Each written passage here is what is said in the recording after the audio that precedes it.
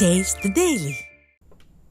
அண்ணா பல்கலைக்கழக பாலியல் வழக்கில் நீதிமன்றத்தில் தீர்ப்பு பெறப்பட்டதாக மார்த்தட்டும் கொத்தடிமை அமைச்சர் ரகுபதி தமிழகத்தில் உள்ள அனைத்து பாலியல் வன்கொடுமை வழக்குகளின் நிலை என்னவென்று தெரியாமல் இருப்பதோடு நடவடிக்கை எடுக்காமல் பதுங்குவதற்கு சட்டமன்ற எதிர்க்கட்சி துணைத் தலைவர் ஆர்.பி. உதயகுமார் கண்டனம் தெரிவித்துள்ளார்.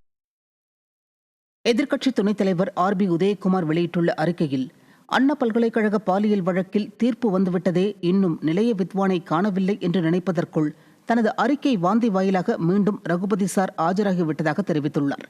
ஞானசேகரன் போன் பிளைட் மோடில் இருந்ததென்று அவசரமாக பிரஸ் மீட் கொடுத்ததே இந்த வழக்கின் சந்தேகங்களை வலுப்பெற செய்ததாக தெரிவித்துள்ள முன்னாள் அமைச்சர் ஆர்.பி. உதயகுமார், குற்றம் நடைபெற்றபோது குற்றவாளி ஞானசேகரனை காவல்துறை ரெட் ஹேண்டாக பிடிக்காத நிலையில் பாதிக்கப்பட்ட பெண் புகார் செய்தவுடன் ஞானசேகரன் முதலில் விசாரணை செய்யப்பட்டு வீட்டிற்கு அனுப்பப்பட்டதும் மறுநாள் மீண்டும் காவல்துறையால் கைது செய்யப்படுவதுமாக இருந்த நிலையில் குற்றம் நடந்தபோது அவன் பயன்படுத்திய போனும் அவனிடமிருந்து பறிமுதல் செய்யப்பட்ட போனும் ஒன்றுதானா அல்லது வெவ்வேறு போன்கள் பயன்படுத்தப்பட்டதா, இடையில் சார் குறித்த தடயங்களை அவன் அழித்திருக்க மாட்டானா என்று மக்கள் கேள்வி எழுப்புவதாகவும் கூறியுள்ளார். அத்துடன் ஒரு ஹிஸ்டரி ஷீட்டர் வீட்டு பெட்ரூமில் அமர்ந்து திமுக அமைச்சர், சென்னை மாநகராட்சி துணை மேயர் உள்ளிட்ட விடியா திமுகவின் ஸ்டாலின் மாடல் அரசின் அதிகாரிகள், மூத்த நிர்வாகிகள் பிரியாணி சாப்பிடும் அளவிற்கு நெருக்கமாக இருந்ததைத்தான் கேள்வி கேட்பதாக தெரிவித்துள்ள முன்னாள் அமைச்சர் ஆர்.பி. உதயகுமார், அதற்கான பதிலை சொல்லாமல் அது இப்போ என்ன சொல்றது என மழுப்பி வருவது நீங்கள்தானே ரகுபதி சார் என்றும் குறிப்பிட்டுள்ளார்.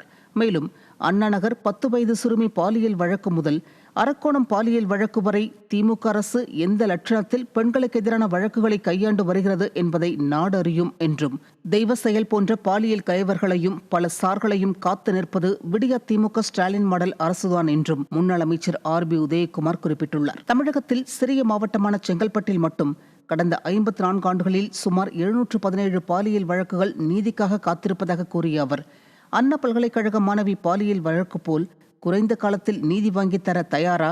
இல்லாத சாரை யாரும் உருவாக்கவில்லை, எஃப்ஐஆரில் உள்ள யார் அந்த சார் என்றுதான் கேட்கிறோம் என்றும் தெரிவித்துள்ளார். கழக பொதுச் செயலாளர் எடப்பாடி கே. பழனிசாமி இந்த வழக்கில் அழுத்தம் கொடுத்த காரணத்தினால்தான் இந்த வழக்கில் இந்த நீதி கூட கிடைத்தது என்பதை மறந்துவிட வேண்டாம் கொத்தடிமை அமைச்சர் ரகுபதி என்று கூறியுள்ள முன்னாள் அமைச்சர் ஆர்.பி. உதயகுமார், 2026 மீண்டும் அதிமுக ஆட்சி அமையும்.